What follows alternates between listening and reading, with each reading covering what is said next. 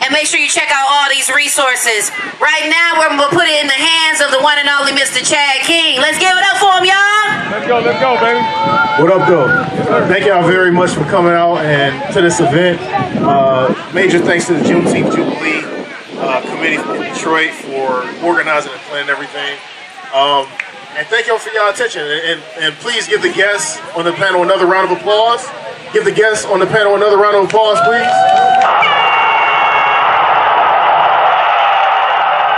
All right, so we just heard earlier today about literacy. We've heard about financial freedom. We've heard about health and wellness. All of these things have a common through line, and that common through line is policy, because policy will often dictate what someone's healthcare plan may be, or what's available to them, or the funding for healthcare. Policy will often dictate the status of our school systems and the funding that our school systems have in order to engage our students and make sure that they are literate in this school system. Policy will dictate how much money you make per hour. Policy will dictate how much it costs to go to college. And so this particular panel is named Voting Vigilantes for a reason. It's important, it's critical. Quite frankly, we need to look at our vote as currency. We have to look at our vote as currency. I'm gonna say it one more time, look at our vote as currency. Because politics is what? An exchange. You do the things I need you to do for me and my community, I vote for you, right? That's how we should be treating our votes. We shouldn't give it away like charity. And so I'm honored to be on this panel with everybody up here. And we're gonna go ahead and get into the conversation. I want everyone to introduce themselves really quickly.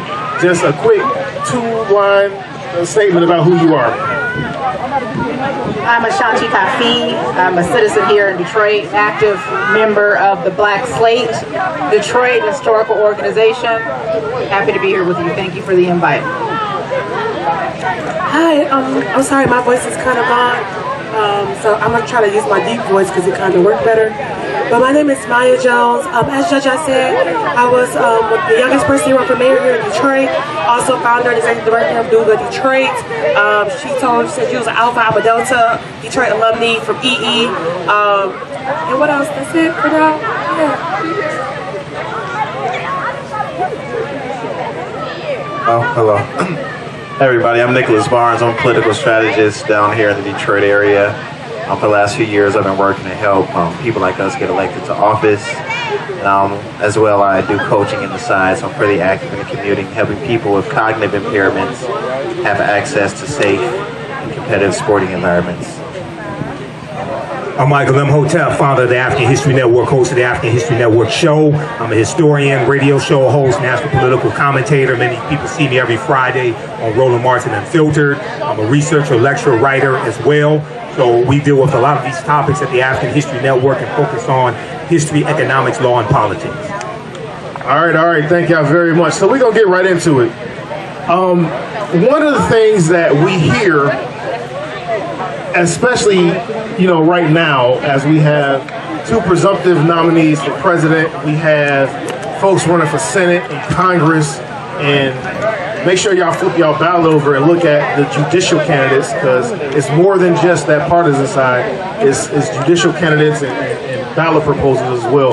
But one of the common refrains that we hear all the time is that this is the most important election of our lifetime. This week, I've heard that 4 times already, right? And that's not to say that it's unimportant, but 4 years ago was also the most important election of our lifetime. And then 4 years before that, 8 years ago, was the most important. And then in 2012, it was the most important because President Barack Obama was was going for re-election. In 2008, and so on and so forth. So why is this particular election cycle different than the previous ones to make this one the most important? Who wanna go first? I'm gonna go with you, Nick. Me personally, I would say this election cycle, first I would say I'm not really the one to fearmonger when it comes to getting people to voting, but I understand that this is a very important election. I would say one of the reasons why we say it's one of the most important elections because outside of, traditional political ideology, there is a lot of hatred and, malice towards a lot of things that we take for granted in everyday life. that is on stake for the ballot, that we see that, you know, certain people kind of value certain things that we don't value, or take away certain rights. One of the biggest things, you know, that we have seen is, you know, getting rid of Roe v. Wade, taking away rights away from women. So I think at this point, it sucks that, you know, we have to tell people this is a very important election, but, you know, society has got to the point where human rights are on the ballot at this point rather than political ideas. I think at this point, I think it's very important that we protect certain basic human rights that I'd like to think a lot of us believe in this upcoming election cycle. Go ahead, Mike. I'm going to be the opposite. I don't think this election is the most important election of our lifetime. I think every election is important. Hello. And I think when we say, like, oh, we hype one election up, people forget about every other election. You have local elections, you have state elections, you have federal elections. And when we hype up these presidential elections, the most important people to vote is our local officials who have direct policy implementation towards what affects us. So when people say that, it's always like just a hype game, but we have to hype up literally every single election, because we've lost so much as Detroiters when we forget about who to elect for mayor, who to elect for city council, our state representatives, that we don't really see what's happening and how money is moving out of our community and how our people are not being put in positions of power. So that's my quick answer to that. Oh, hello. Ladies and gentlemen, give it up for the Detroit City Clerk, Madam Janice Winfrey. Y'all can do better than that. Come on now. Thank you very much for joining us. I appreciate you. Thank you very much. Real quick, so I'm gonna pause on the question that we had real fast, just to bring her up to speed. So we're talking about this election, why it's important. Some people say it's the most important. Some people disagree with that. You know, we just had a point that was made that every single election matters. Every single election is important. And you're the person, at least within the city of Detroit, that kind of oversees how these elections are ran. So if you wouldn't mind, just do me a quick favor, talk about why every election is important. Talk about what your role is in these elections and what you do and how you make sure that all of our votes count. Well, thanks for being here. And again, I am your city clerk. And the question is, why is this election important? Well, like somebody pointed out earlier, every election is important. But I'd like to point out to people, your local elections affect your day-to-day lives, right? Your local elections determine when your street lights will be turned on, or when your garbage will be picked up, right? And the laws of the city of Detroit. But every election allows your voice to be heard. Oftentimes people think the presidential election is the most important election because it's the president of the United States. And it is important. However, it's also our largest turnout. And that's why I think people really, really feel like that's why that's the most important election. But as a clerk, it's my job to make sure that you know when election day is, that you know when you can register, that you know what's on the ballot, that you know where you go to register, and that you know the various ways in which you can vote, absentee, early, or on election day. So my job is to ensure that you know that information as it relates to elections, and that we receive the results and count them accurately and upload them for your view.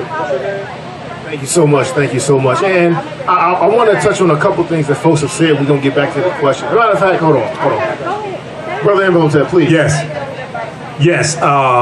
This is I'm a national political commentator. People can just Google my name and see hundreds of videos that come up about me. Yes, this is the most consequential, most important national election probably since the 1876 presidential election between Rutherford B. Hayes and Samuel J. Tilden, which brought about the end of Reconstruction, which brought in the rewriting of state constitutions.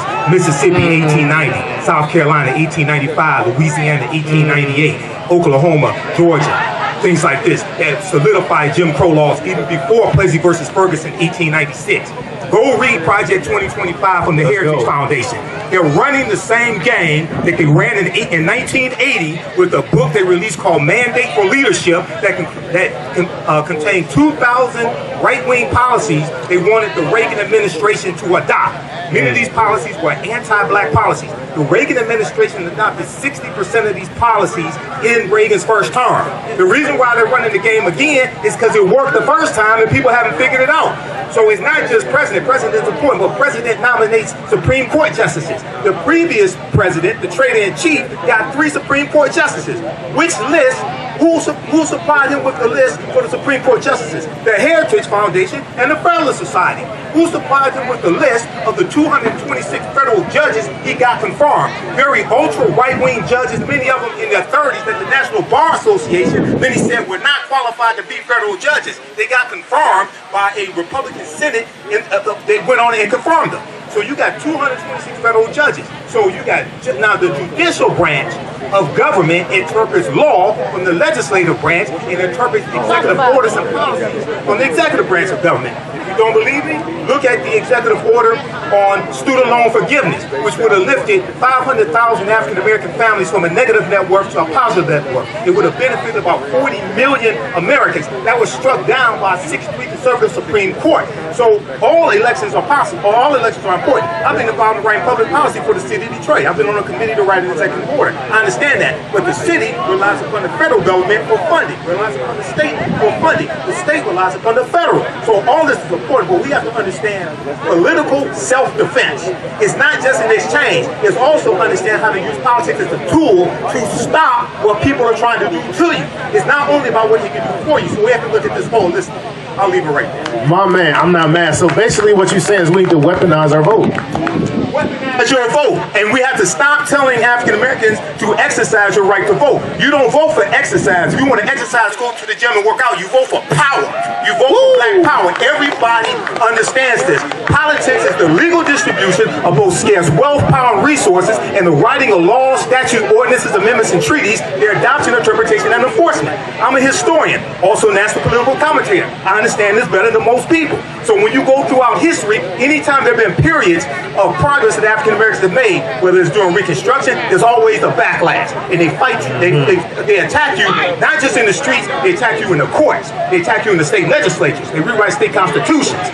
Right now, Louisiana wants to rewrite the state constitution of Louisiana. The last time they did that, they imposed the grandfather clause in 1898. They imposed a 9-3 majority on criminal cases for you to be convicted. Anybody know about that? 1898, Louisiana rewrote the state constitution. So if you were convicted of a crime in the state of Louisiana, once that state constitution went in place, because African Americans could serve on juries, they specifically wrote that to nullify African Americans on juries. So if 9 white people found you guilty of a felony and 3 African Americans found you not guilty, you were guilty. That stayed in place till for decades, it was switched to a 10-2 majority. Then about 2018, it was switched to a unanimous, like every other state. This is the consequences of politics, but this was a backlash that took place in state legislatures to suppress the African American vote, because there's about 2,000 African American men who got elected during Reconstruction, 1865 to 1877. So all you have to do, if you want to understand how powerful your vote is, look at the opposition to it throughout history. Then you'll understand. Ooh-wee. And this is why we call this panel Voting Vigilantes. Let's get it. Weaponize your vote. Ashanti, go ahead. What's your thoughts? You know, I honestly think that we need to reacquaint ourselves with this concept called civic engagement, because that's where it starts. You know, we always talk about black people don't do this, black people don't do that. But if we took every booth out here and made it into a political organization, and then all those organizations came together for the betterment of the group and not our individual interests, that's what political power is. That's what Michael Imhotep is talking about. We have not just a duty to exercise, but we have an obligation, because this is the game and this is how it's played. So we can sit back and we can complain and we can talk about what's happening and what's not happening, or we can do what we need to do and get in the game and make shit happen. That's the bottom line. So, I mean, I think we have to take it back that far. We have to get engaged. And engaged can mean a bunch of different things, right? So Nick, you help people get elected, right? Talk about that a little bit and why having elected officials that have not only, share our features and what we look like, but also share our values as a people. Why does that matter? I think it matters because, like you said, the biggest thing for me is representation. If you have representation, you have somebody that understands you and where you come from, and your plight and how you live. So having that in the political system not only allows you, that I feel, live the life that you want to live, but have somebody that fights for the things that you want to have. So the biggest thing for me, I would say, is, having that representation in this political system is the biggest thing, because that's where it fundamentally lies overall. Because if you look at people that's not like us, they have a lot of representation in the political system. People know very wide variety of different ways, different viewpoints that they all come together to share at the end of the day.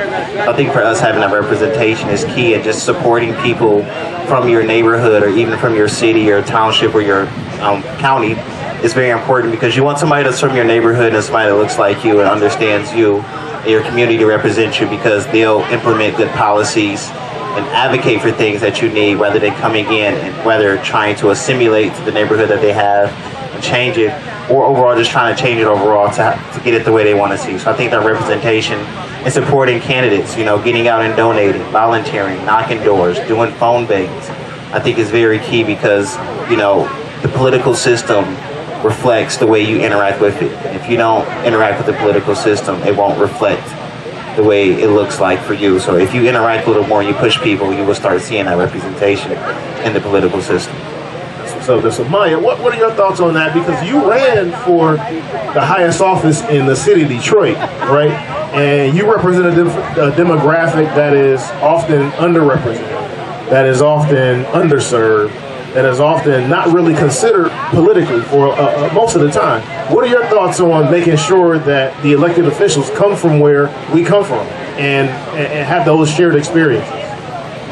I think it's important, but I also think it's important that we understand what politics is for and what elected officials are for and what they do. So just because you brought this up, the quick story of where I ran for mayor when I was still in college at Michigan State was because I was an intern at the Congressional Black Caucus Foundation. I was already really involved in student government at Michigan State. So I was president of BSA, on Homecoming Corps, president of MPHC, and we were able to really push policy on a student level, and I didn't really comprehend what I was doing because I was just doing it because I was just very involved in school. So one of my mentors was like, you should get intern with the CBCF because you're very good at this. And I was like, well, I'm not a politician. I don't want to do this. Like, this is not what I do. Like, politicians are liars. That's what I believe as a 18, 19-year-old. So when I ended up going to Congress and I interned with Congresswoman Brenda Lawrence, I was like, oh my God. These senators do the same thing we do in school, but on a bigger level, and they're way less effective. I was like, oh my God, we need like way more young people doing stuff, because young people are actually active and we push things through. And if you look at history and everything, a lot of the movements, it was young people who are active in pushing through policies and being disruptive. And this panel is called Vigilantes, right? So I did it as an act of, we need to step up and then also inspire the next generation, because succession plan in our community is really poor, in my opinion. We're not training the next leaders. We're not teaching our kids how to get themselves involved in politics. We're not teaching them how policy really affects the money that comes into our pockets, our homes, all of this. So for me, it was, how can I inspire and go back home to be able to push my friends and push my family members to be active, and then also put our issues on the table. Y'all know me, I had a big mouth when I was young. Miss Janice know, I was in her office all the time, like just running my mouth about how we need things and how we need to push things. And guess what? When I was talking about my issues, other candidates started talking about my issues too. That was my whole goal, is how can we talk about how is gentrification? How can we talk about how our kids or our families can afford to buy homes, to stay in our homes, right? So how do we push these issues to the front of the table? And that's what it was all about in the beginning. Now it's about, okay, how do we really push it? Because I've been working at Google for 6 years and I still see how we're struggling. So we see all this stuff happening in the city, but we can't even afford to buy the homes that are being renovated. We can't afford to go to the hotels that's being built. So is it really for us? Are we really pushing our people forward to be able to afford this stuff or not? And I'm blessed to, again, work at Google and not have no kids, and I can do so. And even me buying my house, and I'm gonna tell you, it was $250,000. They're like, who is this 28-year-old girl? Meech, this is my realtor, Meech. He was my mentor at Michigan State. Like, we went through so much buying my house because of my act of resistance in purchasing in my neighborhood with that power. So we need to just ensure that, again, just going back to it, that we teach our kids how even trying to buy a house in our city is policy. So that's what this whole thing has been about, just a consistent act of rebellion against the system, against black people. Ooh-wee. Again, I'm with it. This is what we talk about, weaponizing our vote. Now, Ashanti, you are on the Black Slate. Now, for those that don't know, talk about what the Black Slate is, why it's important, and how it can be utilized as as leverage to further engage folks, and so that we can weaponize our vote. The Black Slate is a historical grassroots political action committee. And what we do is we attempt to endorse the best candidate for the job. And so what does that mean? So I talked about engagement earlier. And the brother over here talked about how to get active with those running for office. The bottom line is everybody's not going to do that. Everybody's not going to get out and research who the best candidate is. You're not going to look at their records to see what they've done historically. You're not going to read young Maya's bio to find out why she's qualified, right? So what the Black Slate does is we take on that body of work for you. We do all that research for you. We do all of that investigation and interviewing for you. And then we choose the candidate that we believe best represents the black voice here in Detroit. And then we endorse those candidates. And because of our strong legacy, our endorsement reads a lot. We go to those polling places that Ms. Winfrey tells us to go to. We say, Ms. Winfrey, where are the voters going? So we can be there, we can show up, and we can have information to give those voters on who we think the best candidates are to vote for. And, you know, a lot of times we get that right, sometimes we don't. But we do our best to be your representative in that research process and choosing the best candidate. We've been doing that since the 1970s. The Black Slate was formed by Albert B. Clegg, who also is the founder of the Shrine of the Black Madonna, about a mile west of here over on Linwood. And you know, we're not just resting on our laurels on that history. We are still active in the community today. Excellent. Thank you very much. So I want to hit Madam Clerk Winfrey real quick, and I want you to kind of run down some of the resources that Detroiters have through your office, not just in the run-up to the election, not just at the time of election, but also post-election. Because a lot of times, once we vote, that's it. So what are some things that we can do, and how can your office help us do these things after an election is over with? Okay. I'll address post-election, but I want to piggyback on some of the things that was set up here. First of all, I want to applaud the young people that are up here because it's important. And you clap for yourself too. but it's important, and like Maya said, she came to my office when she was on that ballot, and Maya had a lot to say. She was mad. She was mad at me. She was mad, but you know what? I open my doors and I listen and I engage the Mayas of the world, because for real, we need you, and we need you to continue to do what you're doing. But you said something when you said that, you know, we don't prepare for our next. Well, let me just let you know I tried to get you, right? How many times did I try to get you? But what we do at the Department of Elections, and what I do in particular, is that I've identified about 25 young people of my staff, and we call them the young up and coming. And the oldest is probably about 35 years old. They're in leadership positions, and they're our next. We have already identified who will probably be the next clerk, my deputy clerk, if he runs. Who will probably be the next department director of elections, Chris Maduka, who's 30 years old, who's right now my chief of staff. But we not only teach them how to supervise and how to work with other people, but we also teach them how to buy homes and how to rent, because many of our young people are just coming from their parents' home. So some of us do prepare for our next, because I'm not going to be doing this too much longer. I'm sitting there telling you now. I'm going to run again. But I know my time is coming. I want my time to come. It's time for our younger people to step up and do what they're supposed to do, and that's why we employ them at age 16. So what can we do post-election, and how can we continuously engage this process and engage our voters by, one, hiring our voters at every opportunity that we get, and also to have events like this throughout the city. Voter registration drives are great, but voter engagement and getting those people to the polls is better. We work all year long with churches, and some of these new laws that we have passed with Proposal 22.2, Detroit's been doing it all along under my purview. They told me we couldn't vote any other day but Tuesdays in November and August, and I said that's some bull. I said people should be able to vote when it's convenient for them. And so we opened satellite voting before early voting, right? We did that as a way to engage our people more than just one time out of the month of November and one time out of the month of August. We do events like this all year long to keep people motivated, to keep them encouraged, but really it's up to you, us, those people. Like if you go to church and your church has a band, if you're in a sorority or fraternity, if they have transportation, you should be getting these people to the polls on election day. What we do throughout the year is prepare for the next election by giving events just like this. We have a big event coming up July 27th that I'll be talking about more. Yeah, that's the first day of early voting, but it's also going to be a huge event for the Department of Elections City Clerk's office. We're going to shut down West Grand Boulevard.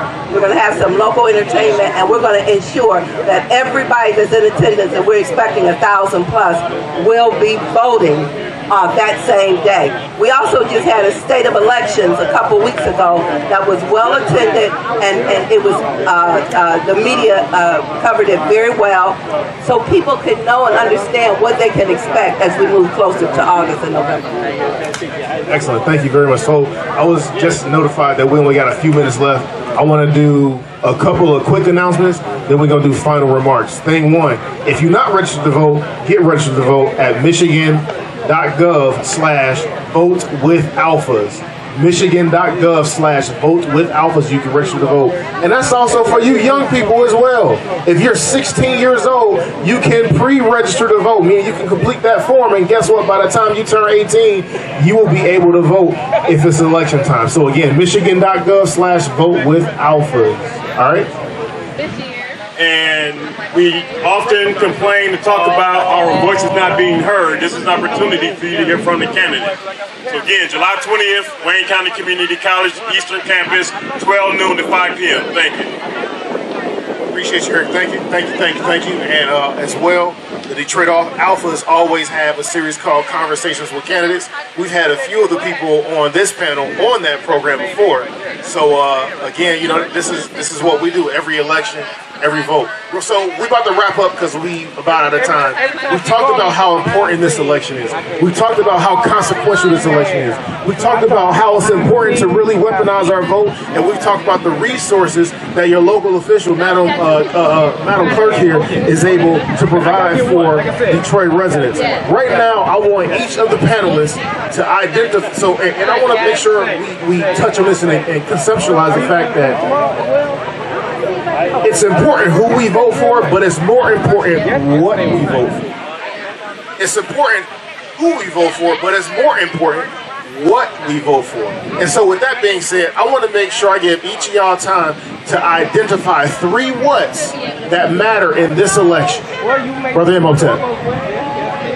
Well, number one, you're dealing with student loan forgiveness. Number 2, you're dealing with saving the democracy, because even though you have a fantastic economy, one of the fastest growing economies in the Western Hemisphere, 15 million jobs created, 2.6 million jobs went to African Americans. Stock market reached 40,000 points, Dow Jones Industrial Average for the first time in history. You lose your democracy, none of that happens. All you have to do is go study other totalitarian societies, and you see what I mean. And then next, I would say also the attack on diversity, equity, and inclusion. Because because we saw the Supreme Court strike down affirmative action when it comes to college admissions because of conservative activist Ed Bloom and his lawsuit. Now Ed Bloom is going after the Fearless Fund, which you have African-American women providing small venture capitalist loans and small grants for women of color. They're going after that also. That was just blocked in a federal appeals court, okay? And those were federal judges. Two of those federal judges were appointed by the guy who incited the insurrection January 6, 2021, okay? So we have to understand how all of this is connected, and I would encourage people to go to whitehouse.gov and just search for how these policies have helped black people. Because there's a 36-page document that comes out at whitehouse.gov that shows how this administration's policies, like $16 billion for HBCUs, you look at 1 million African-American children lifted out of poverty from the $1.9 trillion American Rescue Plan that no people in the House or the Senate from the other party voted for. Also, follow me at AfricanHistoryNetwork.com. Keep up with the African History Network. Follow me on Facebook, The African History Network, 1 million followers there. YouTube, 74,000 followers, Michael Imhotep. And come visit my vendor booth. It's right down this strip with the white top and the point. I have my DVD lectures there as well. Thank you. Thank you very much. Thank you very much. We got a few more. Nick, go ahead. I would say just to keep it quick. Biggest three, first thing for me is your wealth is on the ballot. You got to supply yourself to supply your wealth. Voting is the first step in protecting your wealth. Making sure that you have good people on the ballot. It's going to have good things for you to, have business and do other things, tax breaks and all of that. So your wealth is the first thing I'm going to say.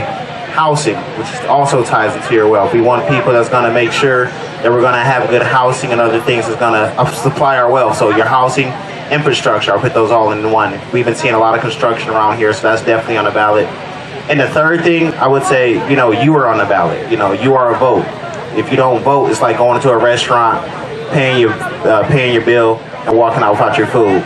So I would say you're on the ballot. If you're a tax-paying citizen, you might as well get out there and vote, because at that point, you're just throwing your money away as far as I'm concerned.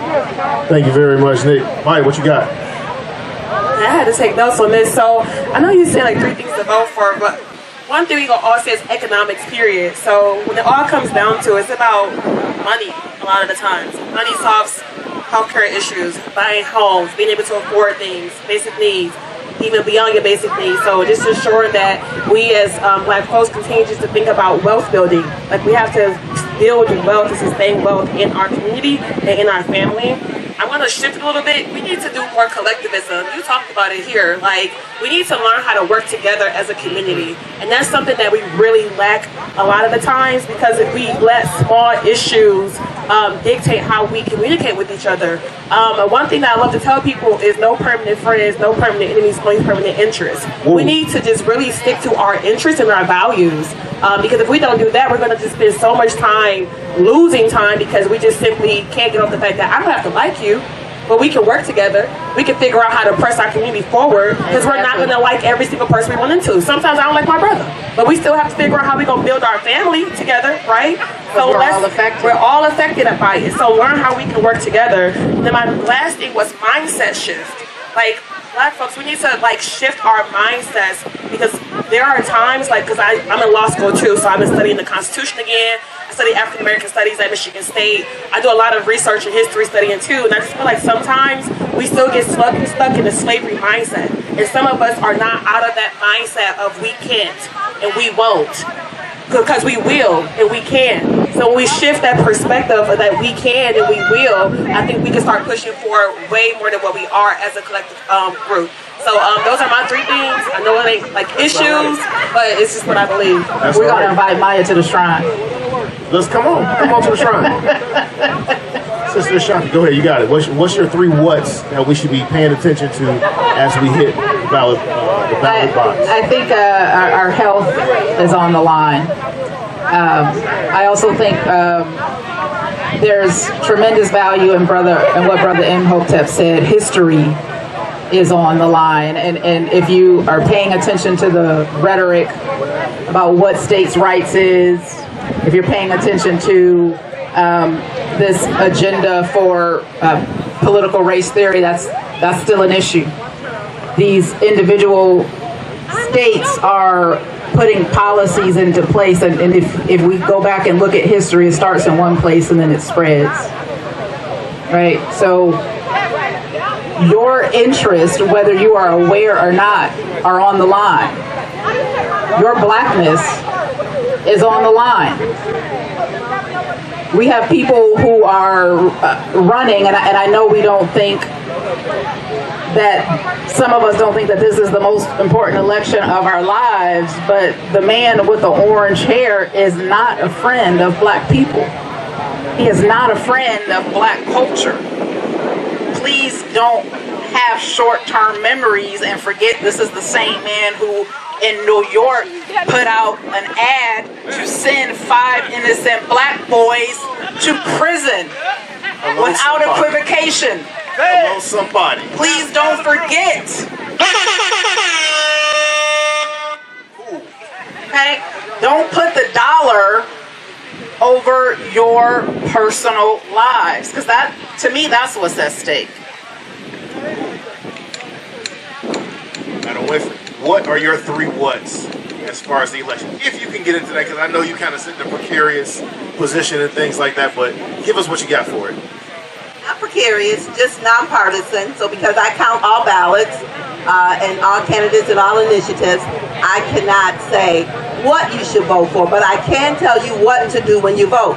Make sure you turn that ballot over, because oftentimes we forget the back of the ballot has candidates on there too, mostly judicial. I can also tell you to make sure that you vote for every contest, because sometimes, oftentimes, if you leave it blank because you don't know a particular person or initiative, you're essentially giving a vote to something that you may not want. So make sure you vote for every contest. And then finally, make sure you know the ballot. We send you a sample ballot, but there are nonpartisan groups that go over each initiative, that interviews every candidate, and they don't tell you who to vote for, but they tell you what they stand for. You can go to the Women League of Voters website. They do an excellent job. Sisters Detroit, they do an excellent job.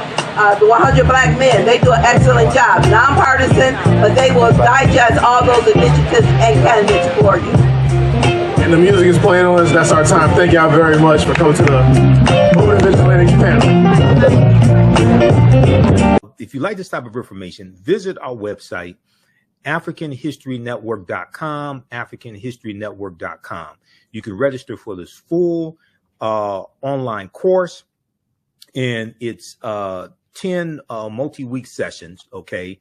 And we have a few more sessions left. Now, we do the sessions live. All the sessions are archived and recorded. So our next sessions are today, June 1st. We're going to start up in a few minutes as soon as I finish this broadcast. So you can join us at our online school. This is taught at our online school, the African History Network online school, June 8th and June 22nd, 2024. All right. And here's the flyer as well. The classes are on sale, $60, regularly $130. We do the sessions live. All the sessions are archived and recorded. As soon as you register for this course, you can go back to class number 1. You can watch all the class sessions. They're archived. I do a PowerPoint presentation. We have book references, articles, video clips. I show you excerpts of interviews I've done with many of our scholars as well, like Professor James Small and Tony Browder and Runoko Rashidi, etc. You can look at our class lesson plan here as well. I've been teaching this class on and off since 2007. I've been studying history 34 years. I put together an extensive class lesson plan that takes you through each class session to show you an outline of the type of content that we cover. You can download the class lesson plan as well to help you in your studies, help you in your research also. Okay. We have a preview of the class here as well. And then my second class that starts up. Now we got information for my my online show, my radio show, the African History Network show as well. Facebook, YouTube, download the iHeartRadio app. You can listen to podcasts also. But my new class starts up class number 1 starts up Sunday, June 23rd, Black Resistance Movements from the Haitian Revolution, U.S. Civil War, Civil Rights Movement, and Black Power Movement, 1800 to 1968. Now, this is a fantastic class, and this class actually helps us to understand what is taking place right now in America with the attack on diversity, equity, and inclusion, with the attack on critical race theory, with the attack on voting rights, anti-black laws being passed, all of this. This class right here, and I developed this class. I first started teaching this in late 2021. And I created this class because what I realized was the first class that I taught, I had so much information to cover. I did not have a chance to really dig in deep into this period of history from 1800 to 1968 to understand what leads to the U.S. Civil War taking place. What happens during the Reconstruction Era, 1865 to 1877? We look at policies like the Missouri Compromise of 1820. We look at the Haitian Revolution, okay, 1791 to 1804, and we start with the Haitian Revolution and the Louisiana Purchase of 1803 because those two events are connected. Okay, the Louisiana Purchase, the reason why, one of the reasons why it took place was because of the Haitian Revolution and Napoleon Bonaparte and the French getting their behinds kicked by the Haitians. Okay, so we take you through our history and look at this history chronologically. All right, so we look at the Missouri Compromise. We go look at the Mexican-American War, 1846, 1848. Treaty of Guadalupe Hidalgo of 1848, which is how the U.S. gets California, Arizona, New Mexico, Colorado, Utah, and Nevada. Okay, this is how they get all of this territory. And we see what leads to the U.S. Civil War taking place. South Carolina is the first state to secede from the Union, December 20th, 1860, 6 weeks after Abraham Lincoln becomes president-elect. And you have them, the South thinking that Lincoln is going to free the slaves. So we look at the U.S. Civil War. We look at the Reconstruction Era, 1865, 1877. And African Americans get voting rights. You have the 13th Amendment, 14th Amendment, 15th Amendment to the U.S. Constitutions. And then we see with the Compromise of 1877, we're going to see a lot of those rights reversed. And we see an attack on voting rights today, continuing the attack on voting rights and rights that African Americans were given that took place during the Reconstruction Era. We see that we can draw a straight line from the January 6, 2021 insurrection that took place, not just because of the election of Biden-Harris and the big lie being pushed. That's part of it, but also January 5th, 2020, January 5th, 2021, the day before the January 6th election, you had the special Senate election in Georgia, a former Confederate state, where Senator Raphael Warnock, the African-American man, won his reelection to the U.S. Senate. And you had Senator John Ossoff, who's a Jewish man. He won, and a Democrat, he won his senatorial election. And this gave Democrats control of the Senate, a slim majority in the Senate, with Vice President Kamala Harris being a tie-breaking vote. All right. So you had Donald Trump, who was saying that African Americans, he was saying that people were cheating in Detroit, Philadelphia, Milwaukee, and Atlanta, Georgia. And these are cities that have high African American populations. I live 4 minutes away from what was known as the TCF Center, which is where they were doing the vote count in downtown Detroit. Okay, I saw what was I saw the protests going on outside and how you had these Trump supporters out there. Okay, you can draw a direct line from the collapse of Reconstruction and the political violence that helped bring an end to Reconstruction and what's taking place right now. Okay, so we deal with this in these two classes. Visit our website, AfricanHistoryNetwork.com, AfricanHistoryNetwork.com. You can register for these classes right now. You can join us in class today because we have a few class sessions left of my main class that I teach called Ancient Kemet, one of the original names for Egypt, the Moors, and the Ma'afa, Understanding the Transatlantic Slave Trade, what they didn't teach you in school. Okay, so it's on sale $60, regularly $130. Like I said, we do the click right here to register here. We do the sessions live. All the sessions are archived and recorded. You can go back and watch it anytime. The content is PG.